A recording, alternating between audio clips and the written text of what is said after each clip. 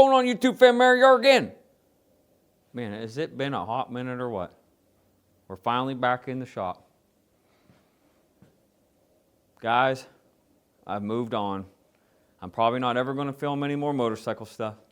But I am going to film some cool stuff, though, coming up. So you got to tell me if you like it or not. Listen, today we are going to be making this Infinity Heart shelf sitter. Check this sucker out, dude.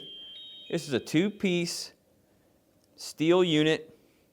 It's got a black powder-coated Infinity symbol on top, and it's red 2-stage powder coat heart with a base. This sucker sits right on your shelf, real nice. It's going to be a perfect Valentine's gift for the wifey, you know what I'm saying? For Mrs. Moto, you guys know Mrs. Moto.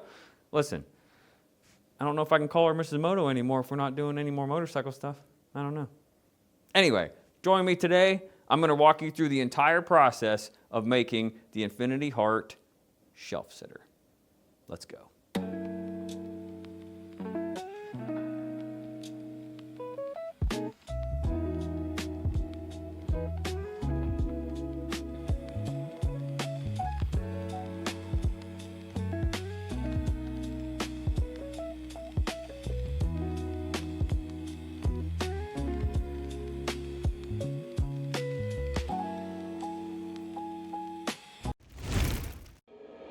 As you can see, I got all these parts laid out in Fusion 360, already drawn up. Now, all we got to do is burn them out so we can clean them up, weld them up, and paint them up. Let's go. The best part about being able to design your own items is these sheets. See, I'm a sign maker, so I have a lot of almost like waste on these sheets, if you will, areas that I can't really make a decent size sign out of, or a logo or whatever. So I am able to design these things like this Infinity Heart that I'm making as a gift, and I can use up a lot of these areas on the sheet that otherwise would be scrap. So let's go.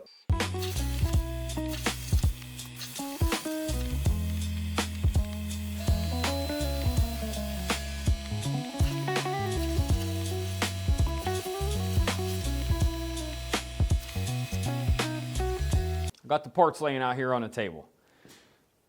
With the plasma and even a laser, you're always going to have some dross. So, and that's like the, here, let me show you. That is the metal that when the plasma burns and melts the metal away, it always leaves like a little bit. If you look at the very tip of that, you can see it leaves a little bit of dross, or I always call it slag, but you know, you get corrected. Dross is the correct word. You got to grind that off, you know what I'm saying? You got to make it look nice. So here, I don't have any super fancy equipment. I don't have $10,000 machines, $20,000, $30,000 machines like the Easy Sander. I wish I did, but I don't. So what's good about it is, you know, this gives a lot of you guys that have small shops like I do hope that, you know, you can do this stuff in your own shop. You don't need all this equipment. Yeah, it takes a lot more physical abuse to your body, but you know what? Hey, it's worth it to give somebody this nice looking Infinity Heart. It's going to be worth it. So let me show you the tools I use. Super easy. I built this little stand. This has some magnets that I got from Harbor Freight, actually. I got a piece of wood, 3/4 inch plywood that I had laying around.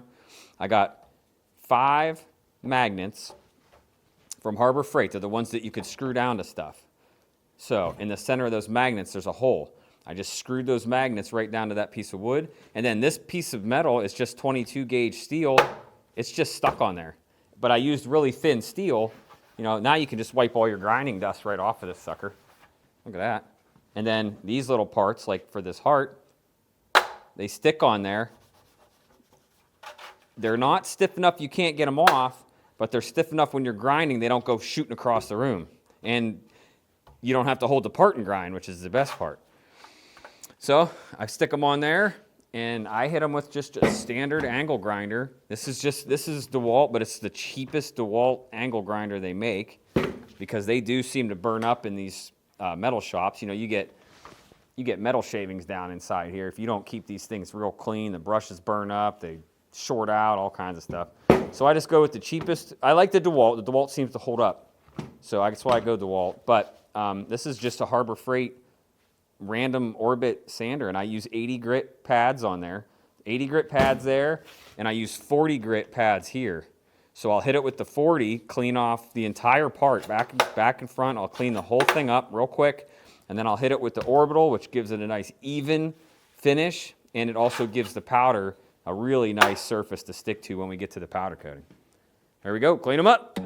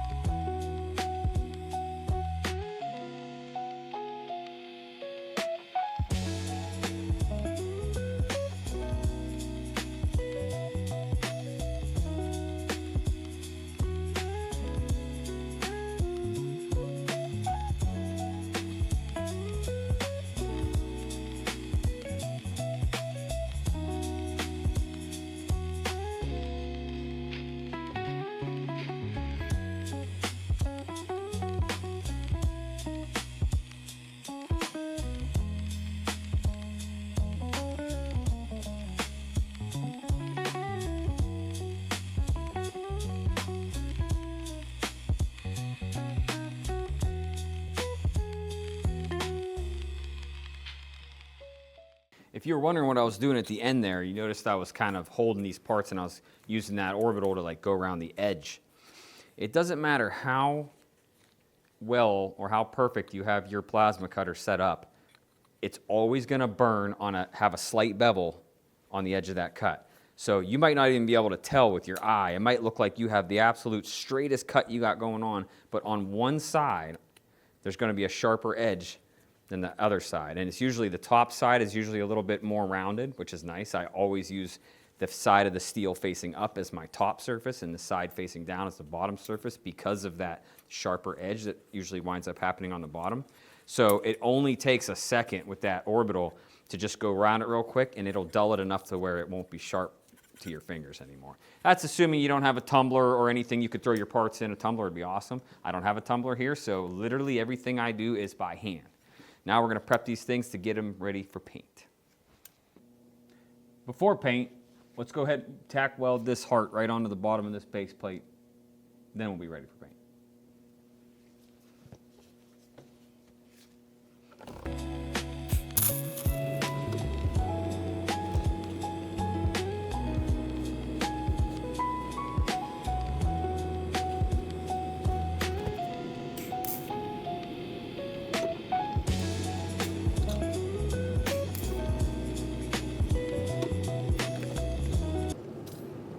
There we have it, nothing fancy, just TIG welded onto the bottom of the plate, so now it stands up.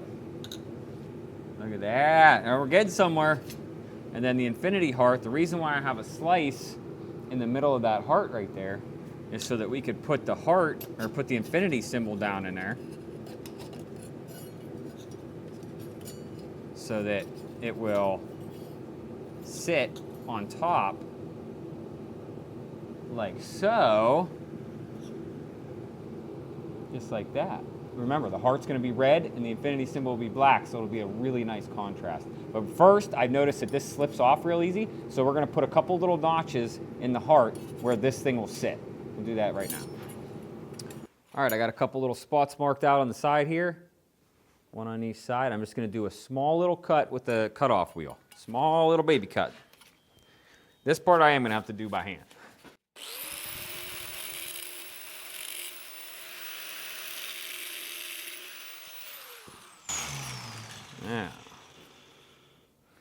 Now that heart, I'm already making a little bit, I'm going to make this one a little bit wider, but then the heart will actually have a little notch to sit in, so it won't slide off.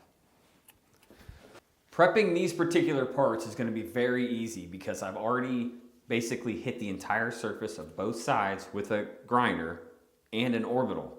So I'm not gonna worry about going the extra mile and dipping these in some type of cleaner or spraying them off or anything like that. I'm just gonna go basically blow all the dirt, all the dust off with an air gun, and they're pretty much ready to go.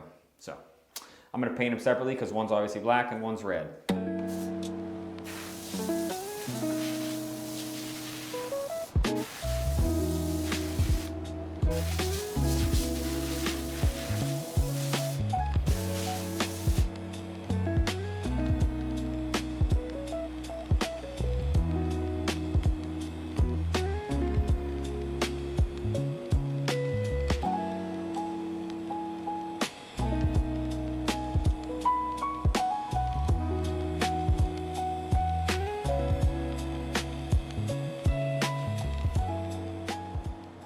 I don't normally paint like one little baby part at a time. I usually wait until I have like a full oven worth of parts, but because I'm making this sweet video for y'all, we'll do it. I'm gonna cook just this one part. Now this has been powder coated now.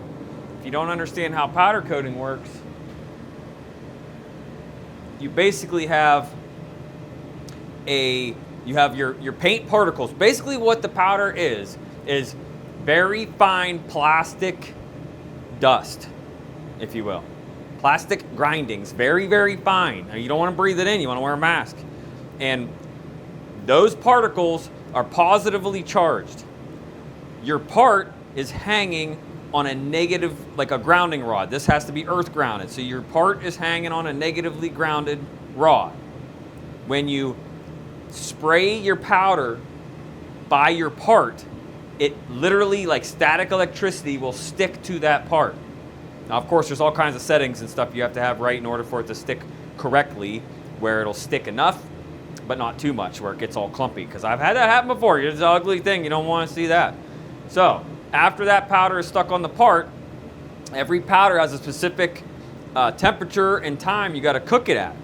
Now, this oven, check this oven out, man. I built this oven all by myself. Here, let me flip you around. Check this out. Propane fired. I'm going to be getting some more propane. Powered by the old Carlin. You know, I got the PID controller there. I got some circulation fans. So, circulates the heat there. I'm just saying, man, I'm pretty proud of this oven. It's a big oven. It's 8 foot by 6 foot by roughly 3 foot deep. So I can fit quite a few signs in this thing, you know what I'm saying? So basically to heat up this little tiny infinity symbol is like a waste of energy, you know what I'm saying? But not for you guys.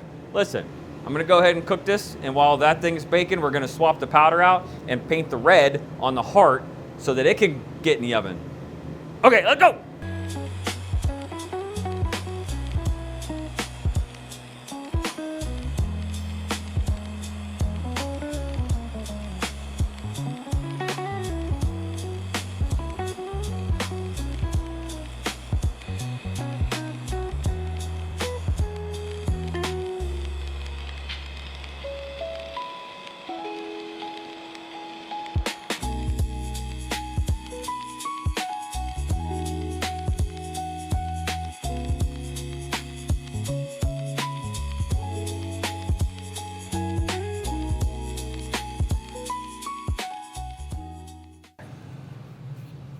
Now, the black powder on the infinity symbol has been completely cured. We went full time on the cure.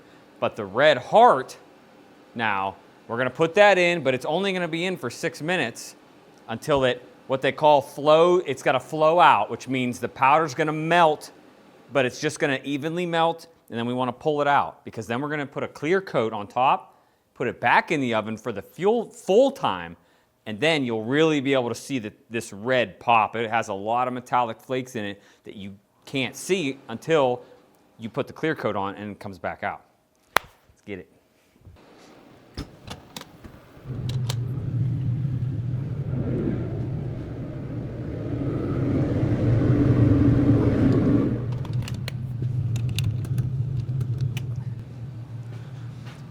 Six minutes.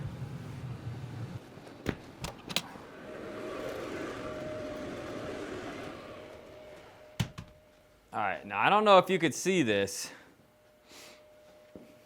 Ooh, don't want to move that hook around too much because it'll mess the paint up. But, okay, it obviously looks red. It obviously looks shiny. But the red is kind of dull. It's hard to see, but like the metallic flakes in there are kind of dull. I know it looks glossy and wet, but wait till you see what it looks like after the clear coat. All right, let's get that clear coat put on.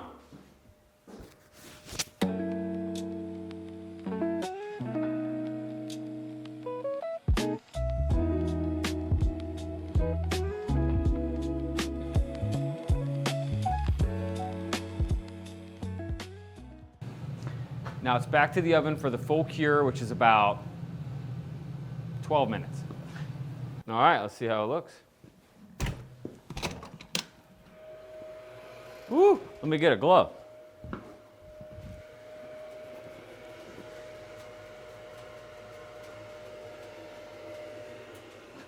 Dude, are you kidding me?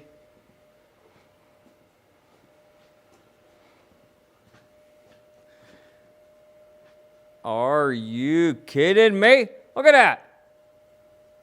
Ooh. Now this sucker's like glass, but we'll get it out into the light so you can see the sparkles. Let's check it out.